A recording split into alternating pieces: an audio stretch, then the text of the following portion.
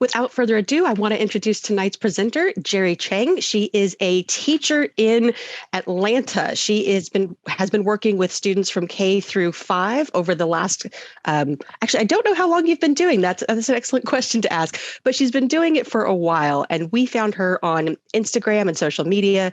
I've been following her, and she just has fantastic hands-on experience with our little guys. So really excited that she is joining us this evening. Jere Chang, thank you so much, and welcome to the Gifted Support Group.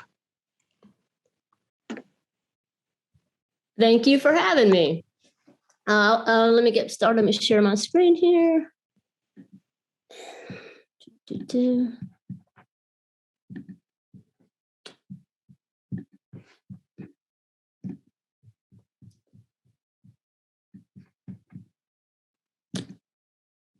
Okay.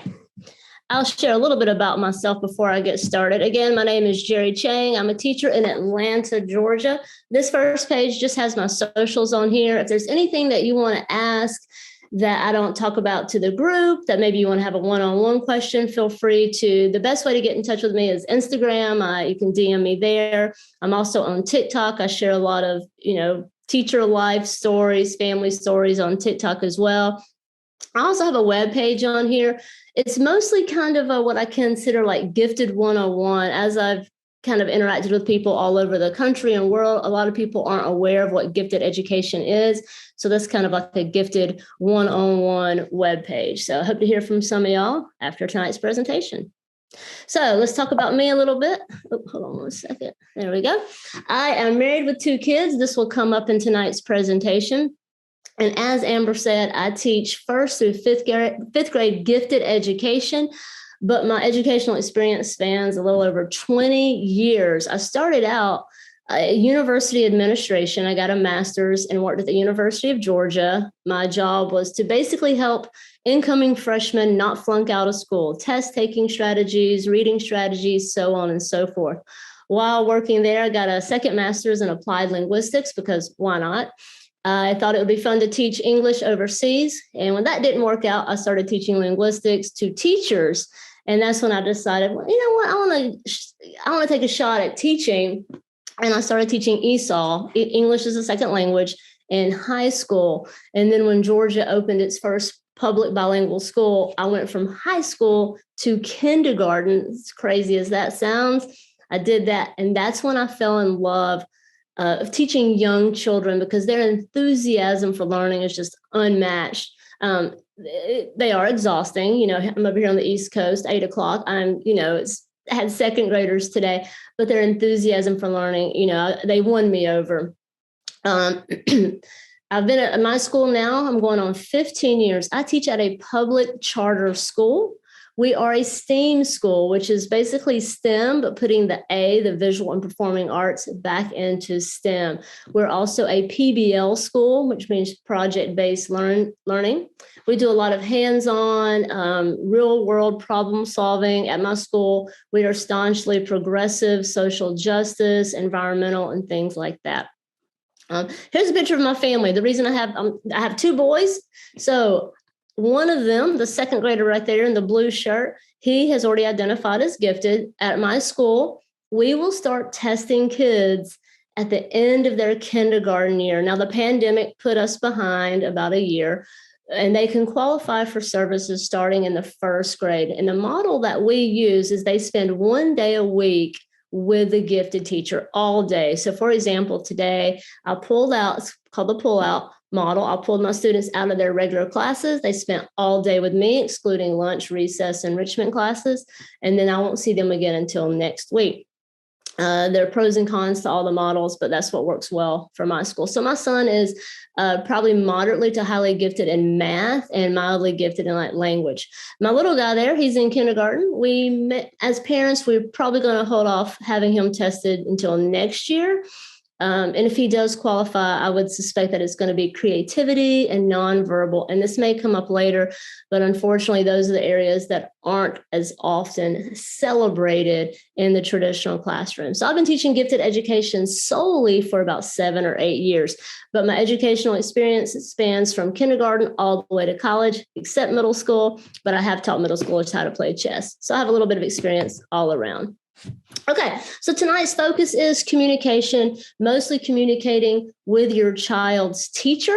But where does that start? It starts at home. The more you know, the better everything is. And COVID has really kind of put the brakes on a lot of the communication, I feel, with families, me in particular.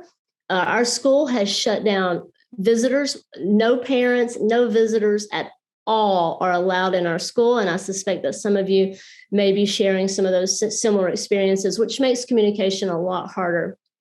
If your children are anything like mine, I have one child, my youngest, surprisingly, he will give me a play-by-play detail of his day, so much that I feel like I'm sitting in the classroom. My second grader, on the other hand, the one who does identify as gifted, it's like pulling teeth to get him to talk. And so I'm going to share this real quick, this little conversation starter. You can basically Google this. It's really simple. And I'm going to show you what I'm guilty of. Let me scroll down here real quick. I am guilty of doing this. We had dinner tonight. We just had dinner, and I caught myself doing it again. How was your day?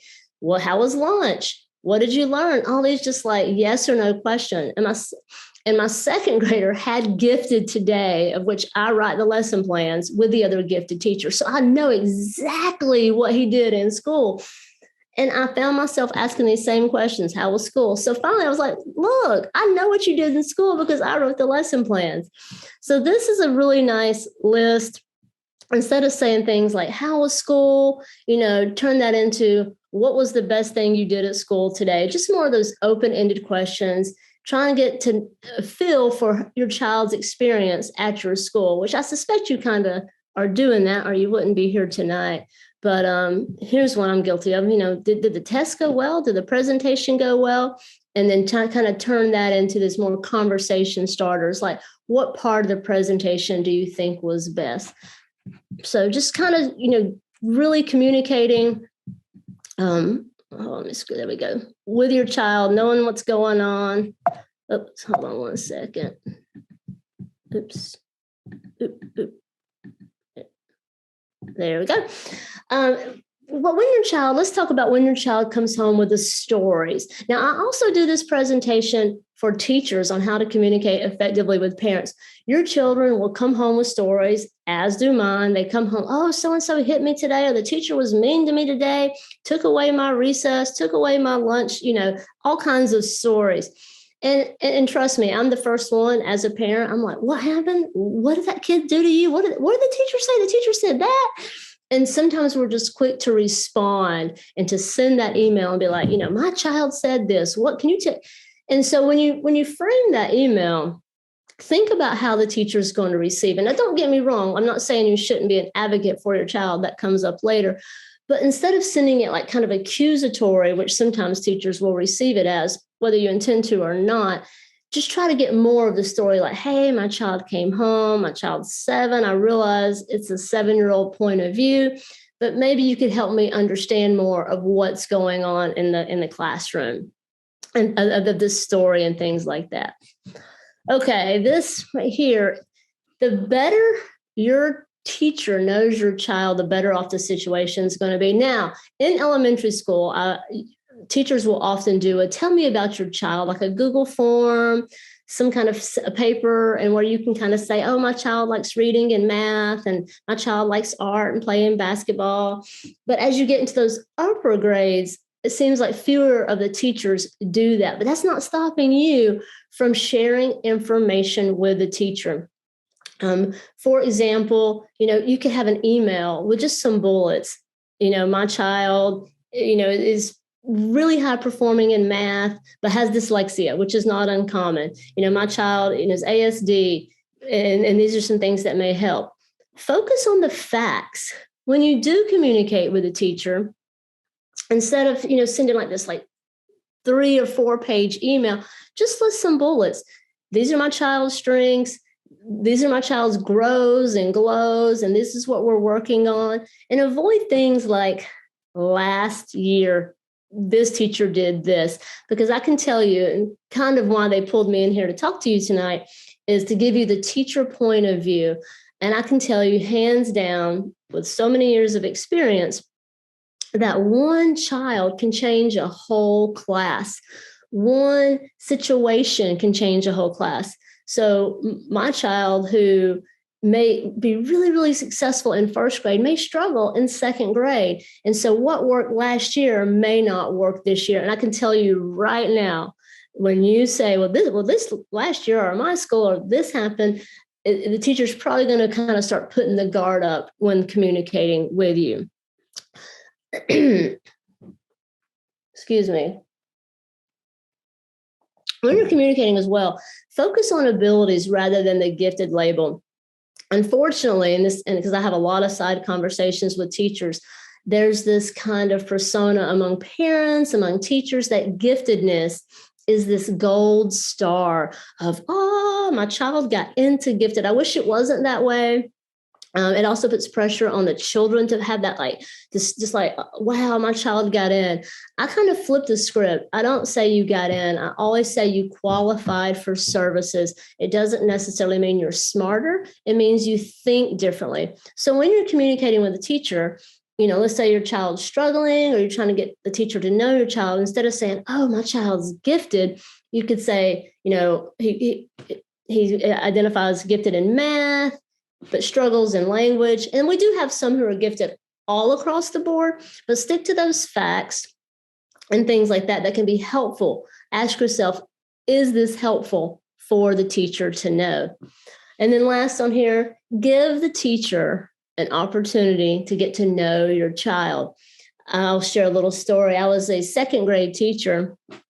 I'm a storyteller. I won't talk all night, but I'm going to share a little story. And it was the first week of school. We had conferences. It was that like get to know you, open house kind of situation. And one of my incoming second graders, he identified as gifted. And they had the little, in the system, the little label, students gifted. So I knew it. And the father and mom and dad come in, the mom and dad come in, the dad's holding a file box. That thing had to be 2 feet wide. And he sits down at the table and we're talking about the kid, and I'm enjoying teaching him. He's really awesome. And he starts to open that file. And I said, what is this? And it was an entire file of all the work that his child had done in first grade. And I told the dad, and this comes with experience, I said, close that. I don't want to see that. I don't want to see what he did in first grade. I said, give me a couple of weeks and I will know what your child's able to do in second grade. So give the teacher a chance to get to know your child. Collaboration. The better you can collaborate with the teacher, the better off we're all going to be.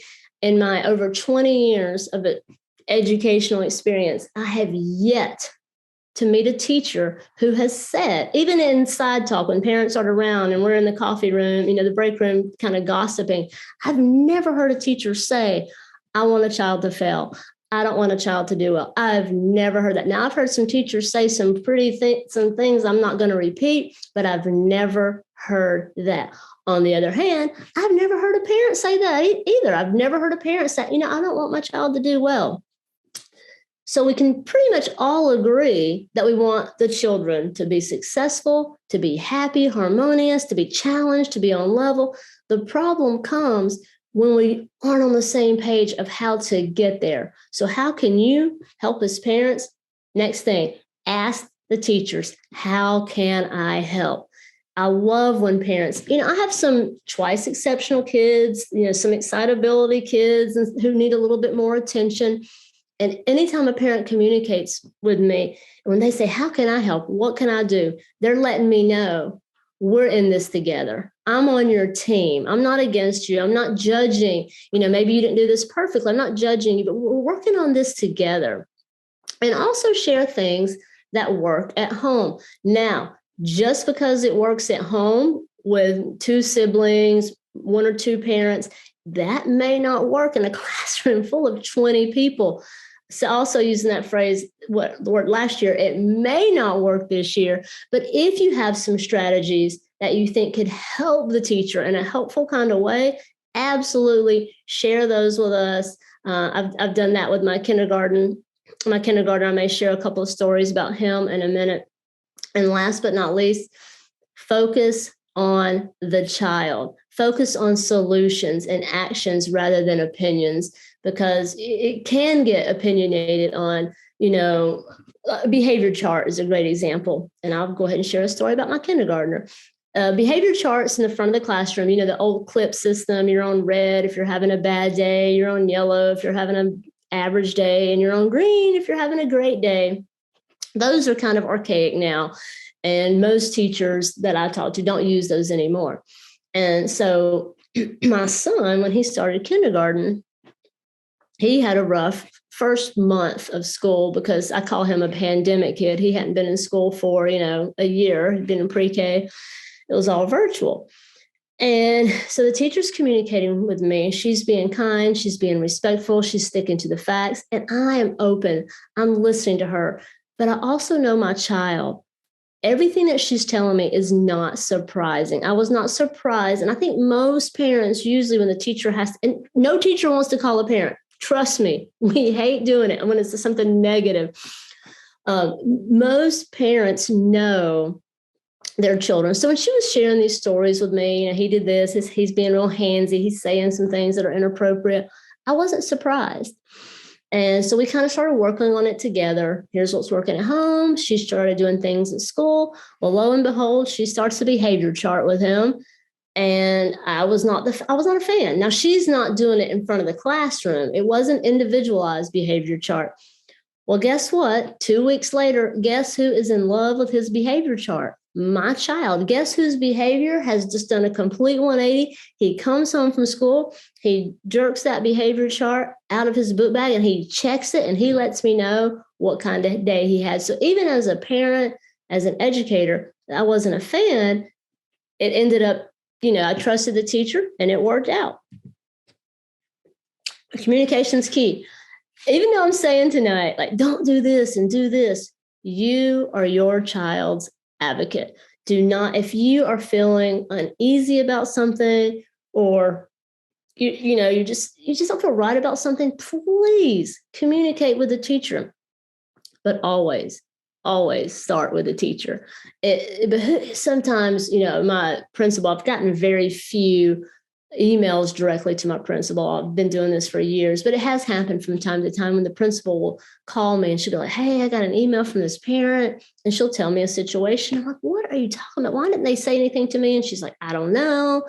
And that will immediately, that puts like a red flag up with me and that parent. Oh, that parent's going to email the principal. And already that communication isn't going to be as open. It's not going to be as casual. It's not going to be as helpful because teachers at the end, we're human. We're not perfect. However, as I say that, teachers aren't perfect. As you're communicating with teachers, put things in writing, especially if you're working on, like a 504, you're trying to document information. Put those things in writing. Casual chats are always fun.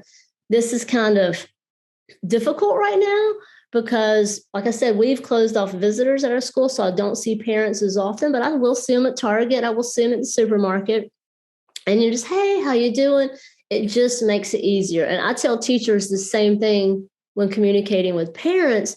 The more you get to know the family and not just the student, it really helps. So if you do have to have a more intense conversation, it's just easier. And then last on here, celebrate the positive. Y'all, people ask me all the time. I get this question on social media probably once a week. What do you want for Teacher Appreciation Week? What should parents give teachers? Well, Christmas is coming up. I want to give my teacher something for his or her birthday. What should I do?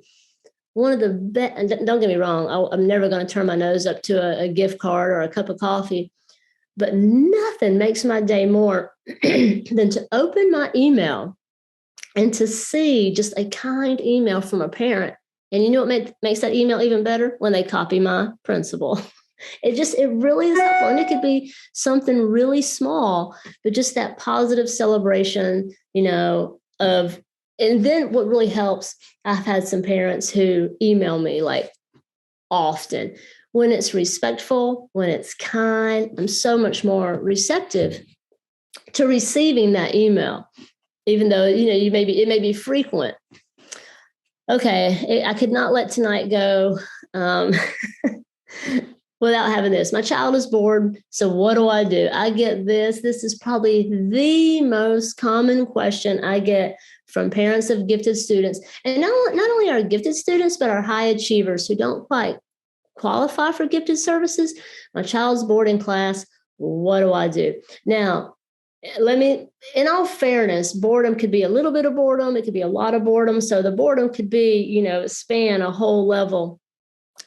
Obviously, I would never want my child, anybody's child, sitting in class 6 or 7 hours bored all day long. Absolutely not. That's unacceptable. But a little boredom is not terrible. I think it's a great opportunity to develop our creative minds. Now, in my classroom, and you feel free to tell your teachers this, well, Miss Chang said, actually don't do that. When my students, I have the I'm finishers. I'm done now what? I'm done now what? So I have options in my classroom. You can fidget. Fidgets are really popular right now. The poppets, all kinds of fidgets. And my rules with fidgets are I totally celebrate them. I love fidgets as long as it's not disrupting other children from learning. You're not throwing it at people. Or if I'm doing whole group instruction, you're not flinging something around or banging something. You can read. I have a magazine station that you can choose from, or you can bring your own book so you can read. You can doodle. I'm a huge fan of doodling.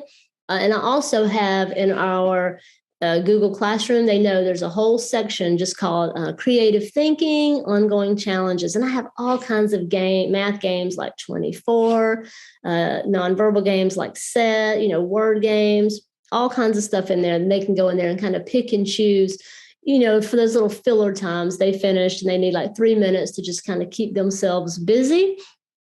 And I provide those opportunities. And sometimes I tell kids, they're like, I'm finished. It's going to be like 1 minute before I know we're going to, take them back to class or we're going to move on to the next activity. I'm like, you know what? Just enjoy that minute. Just sit there and doodle something and just kind of like relax a little bit. That's okay to do every once in a while. And also I have something called Genius Hour that you could recommend to teachers. So for example, we learned about the solar system in my second grade gifted class. And most teachers will typically do like a KWL chart. What do you know before I teach it? What do you want to know? And what did you learn? So I made the mistake. This was 3 years ago. The little girl's in 5th grade now.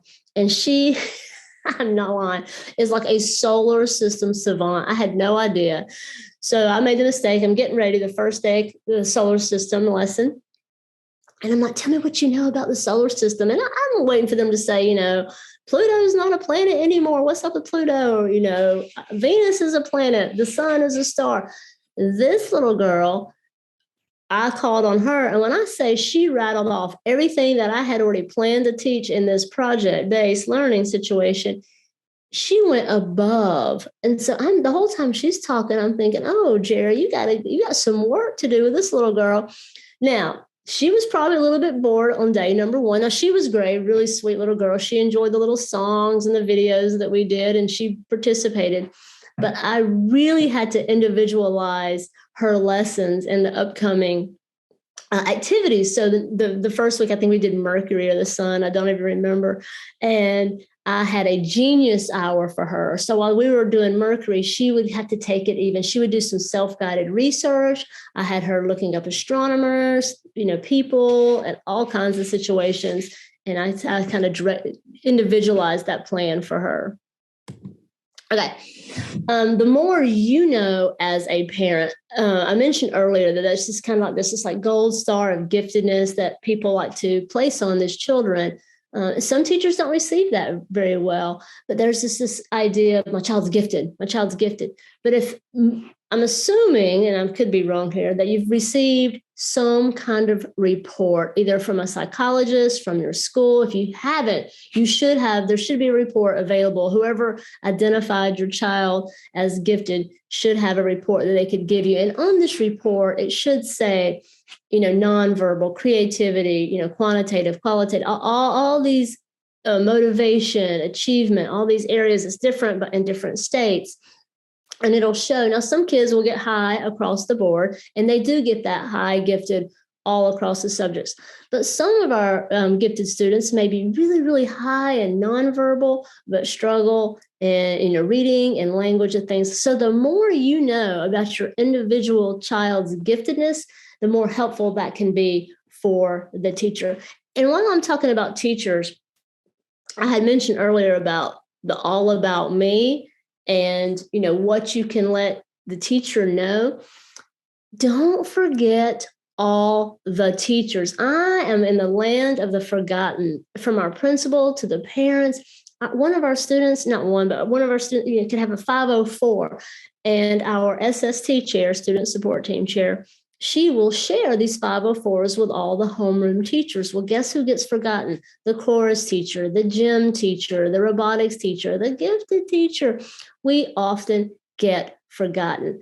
And unfortunately, that may fall on the parents. So when I had a parent come to me, and the child was, one of my students was in dance, and she came to me and she was asking about the dance teacher, and she was complaining about the dance teacher. Her child is twice exceptional, ASD and ADHD. And so she was telling me, this dance teacher said this, and she was just really complaining about the dance teacher. And I said, let me stop you for a second. I said, has the dance teacher seen your child's 504 accommodations? And she's like, I don't know. I said, well, don't assume that she has. Don't get me wrong. I'm not saying teachers shouldn't be. I said, but I would go to the dance teacher, and the first thing I would ask is, have you seen my child's 504? I said, because I'm going to assume that she hasn't seen it, and that might be really helpful. So make sure, and especially those of you who are in middle school and high school, some of these kids have 7 and 8 teachers. It's really helpful. I'm the chess teacher at my school, chess club, and I had this kid, and he was a 4th grader. And I'm teaching chess, and they all come in, and I don't see any 504s because I'm just a chess club teacher. So I'm just teaching them chess all the same way. And you can kind of, in a couple of weeks, you can kind of group them, and you can kind of tell, because I've been doing this for a while, how to, position all the kids and how to teach differently. But this one kid, I was failing him, just point blank. I was like, I'm never going to be able to teach this kid chess. I had my kindergarten son was fussing at him. You can't move a pawn like that. My mom's already told you 25 times how to do it. And I'm like, no, be nice, be nice. I talked to his mom, and I said, hey, he's struggling with grasping chess. Here's some apps. Maybe can anybody in your family help him? Well, lo and behold, about 3 months later, I'm talking to his general education teacher. And I said, hey, this kid is struggling in chess. And she's like, have you not seen his 504? It's like this thick, special ed student. And so she kind of just briefly gave me some bullets on how to help this kid. And I was like, that would have been helpful 6 months ago. So when you think teachers, think the coaches, think all the extracurricular things like that. It's really helpful. Okay, now I'm going to trash talk teachers a little bit. I have to. It's not fair for me to put all the blame on parents, but a lot of teachers will give gifted kids more of the same, and it breaks my heart. That is not what teachers should be doing. I'm going to use math, for example. I'll do 3rd grade. Let's say the children are learning multiplication, 2-digit multiplication. Sometimes teachers will, let's say they're going to give 20 problems. Okay, class, we're going to do these 20 little multiplication problems. Here's the new math strategy. We're going to do it like this. And they realize, these 3 children are highly gifted in math. So they'll give those kids 50 of them. It should actually be the opposite, in my opinion. If a high achieving or gifted child has already mastered that standard so well, those children should only have to show you 5 of them. Look, we can do this. We don't need to practice this anymore. So that's where the teacher really needs to come up with some more creative, write your own math problems, word problems, complex. And that's what I love about my school. We're a project-based learning school, some real world math problem, things like that. So and feel free to tell the teachers, Miss Chang said, if you are at your wit's end, sometimes it'll come up in the Q&A. I'll expand on this a little bit more in a second. There are options. My school will not. They will shut it down, do grade skipping. We're staunchly against. I sit on the fence because there is a social component. I don't why are we trying to rush childhood? My 2nd grader could easily be in a 4th grade math class and be on level. But I'm in no rush for his childhood to, now if you have a first grader who is, doing physics and, calculus, that's a whole different level of giftedness. But our school will entertain the idea of subject acceleration. Now, we've shut that down because of COVID and contact tracing. However, before the pandemic, if a child was highly gifted in math, that child would be able to go to the next grade a couple of days a week to get the math exposure. So that is something you could check into. And then also, somebody asked, do I have to pick up the pieces at home? Yeah, home projects, things like that. And then exactly what you're doing right now. You're in a parent support group. Talk to your fellow parents of gifted students and see what resources are out there. Okay, so that was kind of all that I was going to share. Here's some questions that I've already received, and I'm going to get me a little sip of water before I touch on these. I want to keep it really casual, though, because basically, as a teacher, when communicating with parents, the more casual, it makes it easier. It really just kind of helps us lower our guard. But here we go. So how do I recommend advocating with a student's teacher to help them adjust? Suggestions for next steps if the teacher is not able or willing to change the curriculum. Now, that is the key word. The first thing you need to find out is the teacher able to change the curriculum? I was a regular second grade teacher. By regular, I mean general ed. I had about 24 students. 10 of them identified as gifted, and I would say another 4 or 5 were high achievers. We did a project where we designed all these like habitats and farms. We're trying to save all the animals. And they had little like pen enclosures, like for the pigs and the horses. And I had them calculate the area and perimeter for each of their little enclosure. I was so proud. These were displayed outside of my classroom. I challenged these kids. They were loving it. The parents were eating it up. It was just beautiful.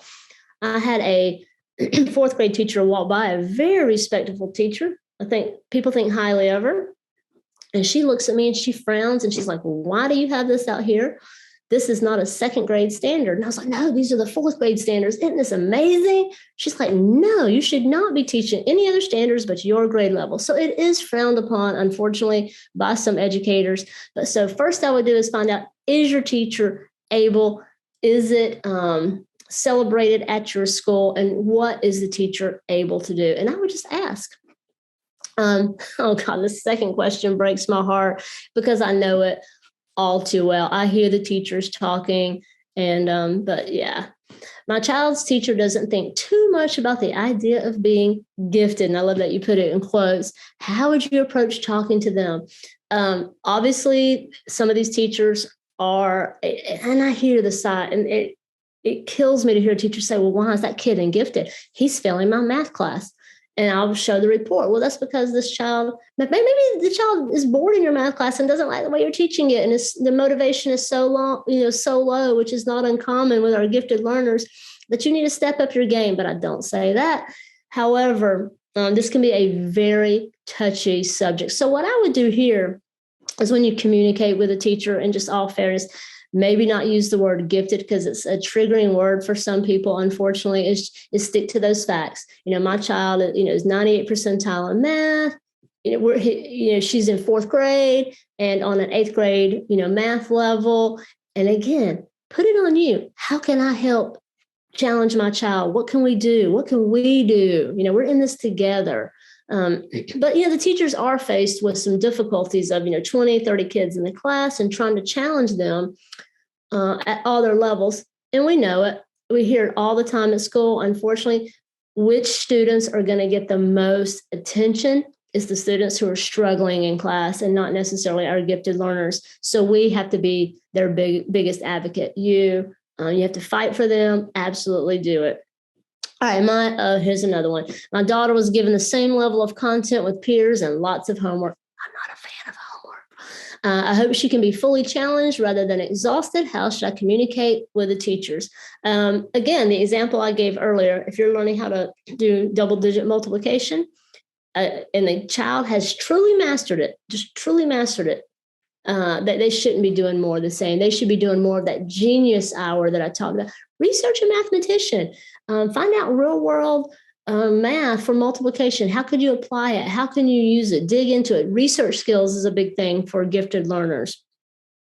But yeah, a lot of teachers do that. And another one of my like faux pas as a teacher is when a teacher uses our high achieving and gifted students to tutor all the other kids. Now, don't get me wrong. Some of my students love to be helpers, and I love to let them help because they love it. They feel special, but I can't rely on them to always be my helpers. What would you do to help teachers find ways to individualize and create depth and complexity for middle school, like English and history? Now, those are fun subjects. Again, I would tap into that genius hour. And I would try to tap into, like, let's say your child is really into poetry and but just kind of micro, focused on poetry, is try to expand upon that. Fiction, nonfiction, short stories, creative writing. And then with history, dig deeper, connect it to, what's going on today, learning about the pandemic. How can we connect this to historical times and doing some kind of real world problem solving projects? How do I help teachers have a good relationships with students who are twice exceptional, executive functioning? How can we support children with these issues? This twice exceptional, a lot of the general ed teachers who don't have a lot of experience in giftedness, these may be new words for some of our general education. So if you're emailing the teacher and you're like, oh, my child's twice exceptional, that teacher may be going to Google and already kind of feeling like, not, and to you, it's just regular language, but to some teachers, it may be new language, which can often be received as, oh, you're trying to like one up me. You're trying to be one this showy parent. So again, stick to kind of some of those facts. Like, you can, don't get me wrong. You can say that my child has twice exceptional, he's twice exceptional, and kind of list some of the characteristics of your child. Stick to those facts, things that may work at home and things that can help. But if you imagine a classroom, let's say 25 students, if you have a twice exceptional student and one who's highly gifted and then has ADHD and is having a really difficult time with behavior, the teacher oftentimes will focus on those behaviors, unfortunately. And what I would do is, if the teacher is constantly coming at you, your child did this today, your child did this today, and it's just constant behavior, flip the script and ask the teacher, say, hey, I got this. My child is struggling, can't sit still, upright, talking back, off task. What are my child's glows? What are my child's strengths? Put that on the teacher. Ask, what can we celebrate about my child? Ask the teacher that, because every teacher should be able to celebrate at least one thing about every child in his or her class. Just saying. How can I help my child keep focus on a few interests if she has a lot of interest? And how can I help to motivate and regulate herself to achieve her own goals? A lot of people with gifted students kind of make this assumption that they're highly motivated. That's oftentimes not the case. They're like, oh, you're so smart, you should just be easy and motivated. Again, that gold star can be damaging to students. And I don't know the age of this child. So if it's a young kid, I celebrate having a lot of interest. As they get older, you're probably going to hone those a little bit. And I would just do some of that. Okay, you want to play the trombone? That sounds great. And let's agree on how long this trombone situation is going to last. Like, we're going to try it for at least 6 months, and then if you want to give it up, you can, and try to come up with some kind of agreement to kind of help hone some of those interests. I love that, though. How to bring up conversations with a teacher without sounding like a demanding or like pretentious parent. Because I'm not going to lie, when the teachers get into the break room, the teacher's lounge, we have those like sidebar conversations about parents. I'd love to talk to my kid's teacher about the Dabrowski's overexcitabilities and how my kid has a ton of them. Now, I'll link that for those of you who don't know, but it's, psychologists talking about all the excitabilities of gifted students. I can tell you right now, maybe not all teachers, some teachers, but many, many, many teachers, if you title the subject of that email, my child has, Dabrowski's overexcitabilities, that teacher's guard is going to go way up. They're going to say, oh, this parent's intense. They're coming at me with all these words. But if you kind of say, hey, my child kind of has some hyperactive, it kind of has these excitabilities, and this is what my child has done before, what my child does. How can we work together to help my child be successful? I want to help my kid be successful. And then as you get to know the teacher, then you kind of open up. Because when I communicate with parents and I receive an email, it only takes me a couple of emails to kind of start making some, judgments, whether I should or not of parents. The parents who are casual, who are easy to talk to, and I can shoot them an email like while I'm eating lunch, while I'm trying to make a copy, while my kids are coming into the classroom because I got 800 things to do in my 30-minute lunch break. And that email may have a typo. It may have a misspelled word, but I know the parent's not going to judge me because we're just trying to help the child. And I'm not, whether that's going to be easier for me. I'll email you from my phone at 9:00 at night when I can barely see it. However, the parents who are really, really intense and formal, and I have to spend like 24 hours constructing a response, like I'm going to construct it perfectly. Now I got to proofread it 5 times, check for all the grammatical mistakes.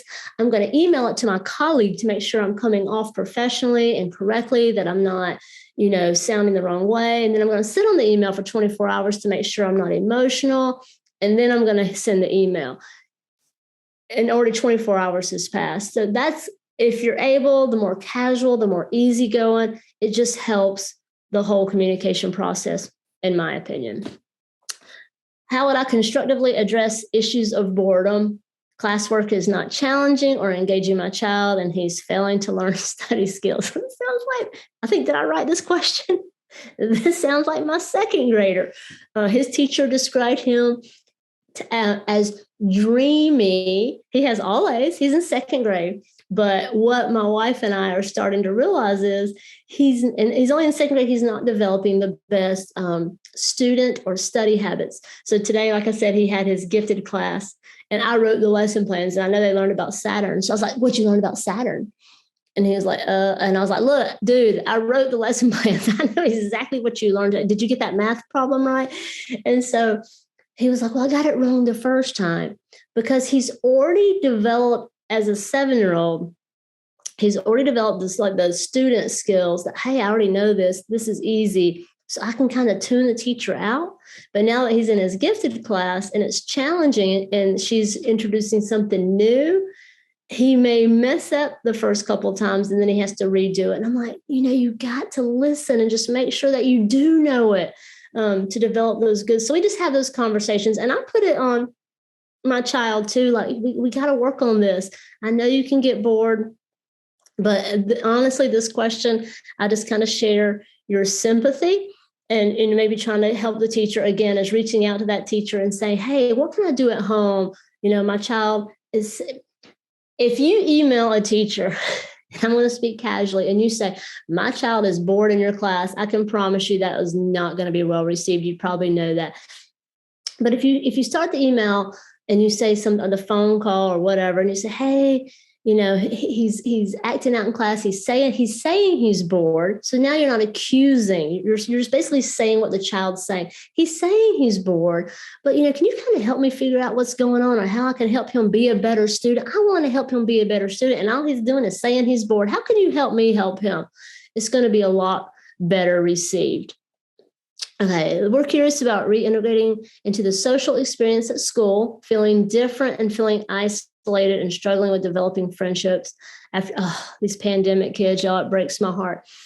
One thing I love about the model that we have about at our school, where we pull the students out of class, parents consistently tell me, and I wish I could take all the credit. They're like, "Oh, I had a boy today, and he's like, Miss Chang, Tuesday's my favorite day of the week. And I don't know why everybody keeps telling me that Friday needs to be my favorite day of the week, but it's not Friday. It's Tuesday because I'm with you. And that's my favorite day." And he's a twice exceptional child. He's like, "They need to just stop telling me that Friday needs to be the best day." And so his mom was, sharing this with me. And I said, "It's not just me.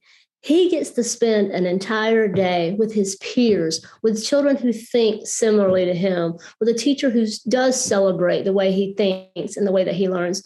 So this is, again, I feel sympathy in trying to help your child fit in, and that's just an ongoing struggle, I think, for all students, but especially students who think differently, who maybe act differently, learn differently. And what I like to try to tell my students, what I told my kindergarten son, he came home from school one day and told me the property girls would not play with him. And I was heartbroken. I'm like, and he's 5 years old. I'm like, who are these property girls and why won't they play with my child? And my child has some, I won't be shocked if he is diagnosed with twice exceptional sensory issues, ASD, really, really high functioning, but I won't be shocked.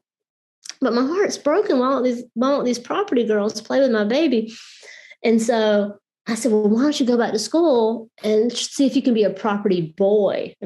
So he goes back to school. He comes home. No, Mom, that didn't work. They will not let me be a property boy. And I'm like, what? And I want to email the teacher, but I'm like, nope. This is the teacher has other things to do. And I need to give my child the skills to be successful on the playground. Because if it's not the property girls this year, it's going to be something else next year. So I'm like, how many kids are out there? Probably 100 kids.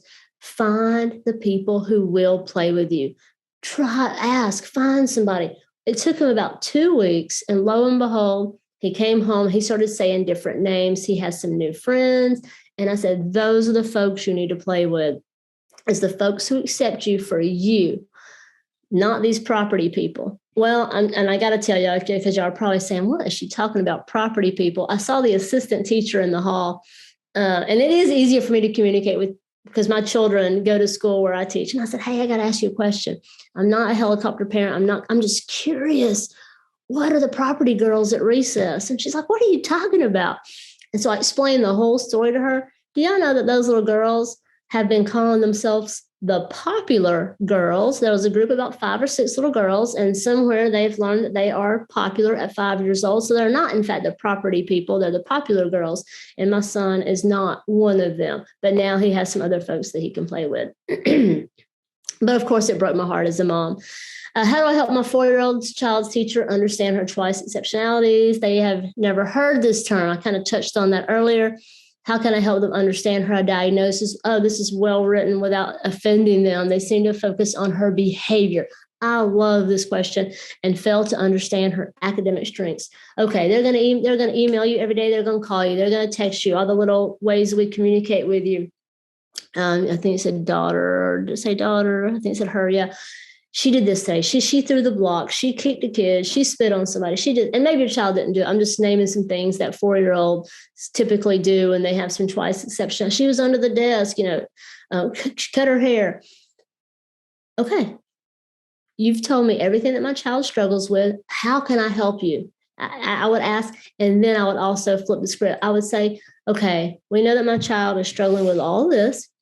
What is my child good at? What are my child's strengths? Can we just share something and make the teacher see some of the strengths that your child has? Now, these kids, I'm not going to lie, it can be challenging to have a child who has some of these twice exceptionalities in our class because it can be disruptive. I'm just going to be honest. And like I said, my kindergarten son can be one of them.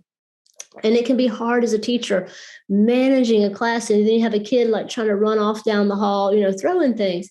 However, there is something about that child that should be celebrated. All children should be celebrated, and teachers should be aware of this and be able to find those. Now, I would sit down with a teacher and say, and if you have some kind of bullets, sending like an article, like here's a link to an article that explains this, the teacher probably won't receive that well.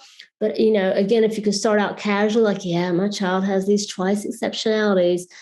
And then you could even be like, I didn't even know what that was. And just to kind of maybe assuage the ignorance of the teacher if the teacher isn't aware of these terms.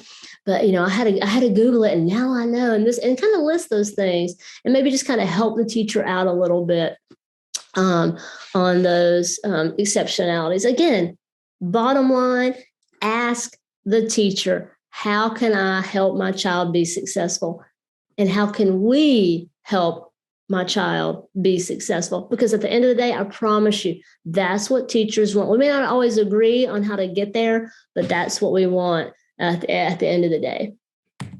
So I'm going to stop sharing my screen. There we go. And see if we have any more questions that popped in. Thank you so much for answering all those questions. This has been a really fantastic session for sharing and giving us tips and tricks. Thank you for that.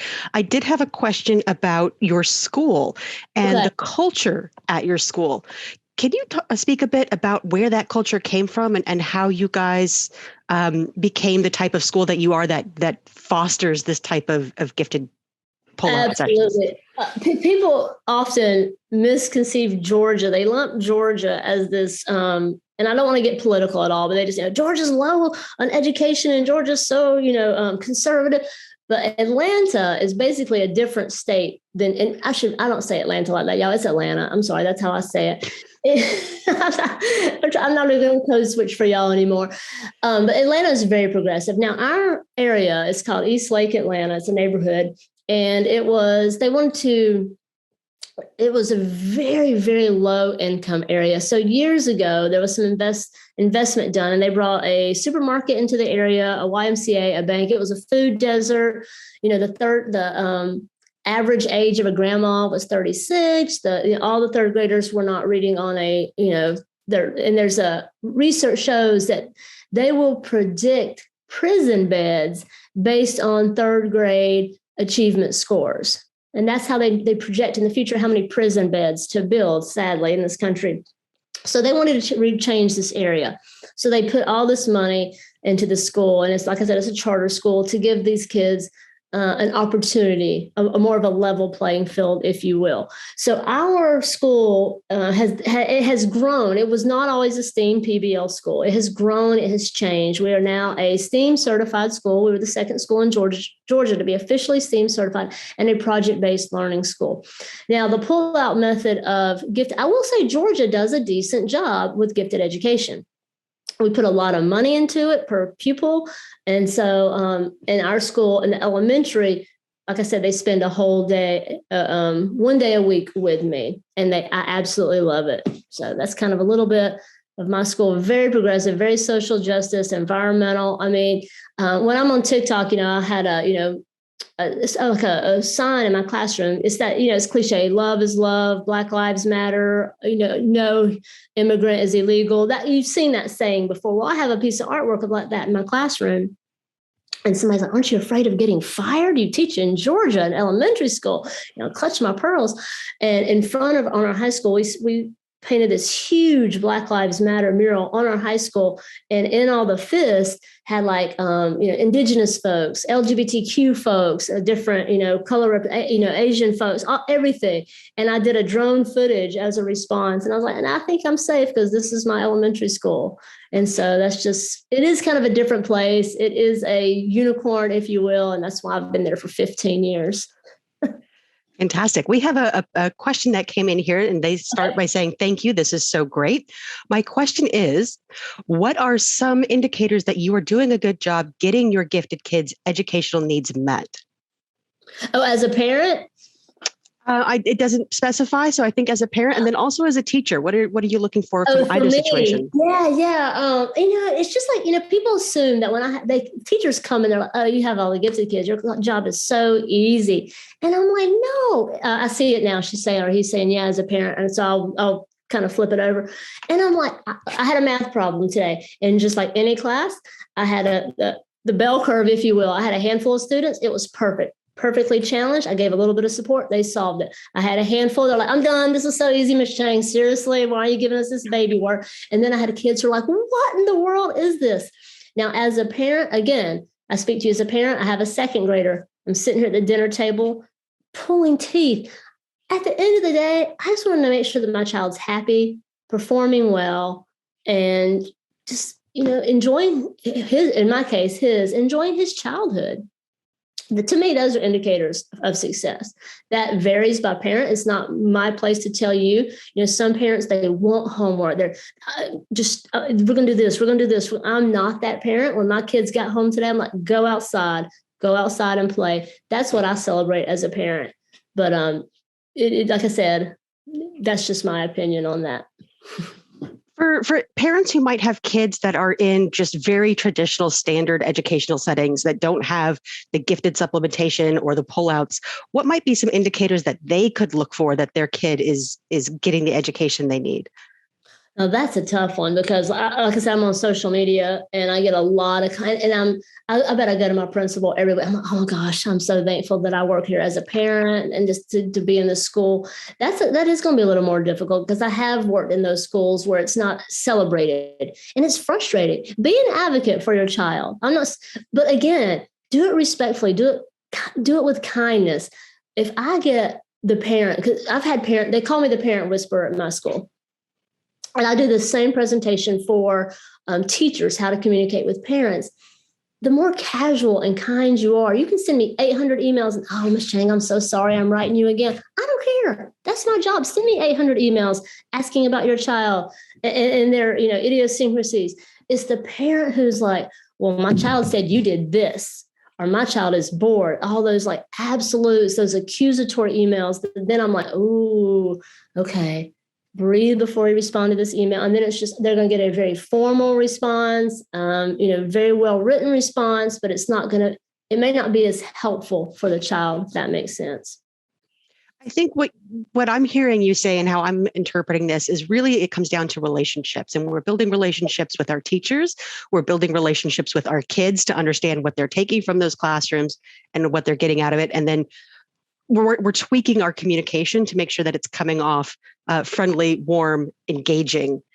And that's the work that parents are tasked with. Absolutely. It's the relationships. And unfortunately, COVID has really affected that poorly because we have 0 visitors in my school. And I suspect that schools across the country are doing the same thing.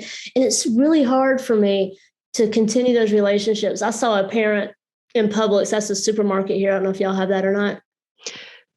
And her son had just gotten her son had gotten his hair braided and it looked so good. And I'm like yelling across. I'm like, hey, I love his hair. His hair looks so great. And she's like, oh, he was so excited to get his hair braided.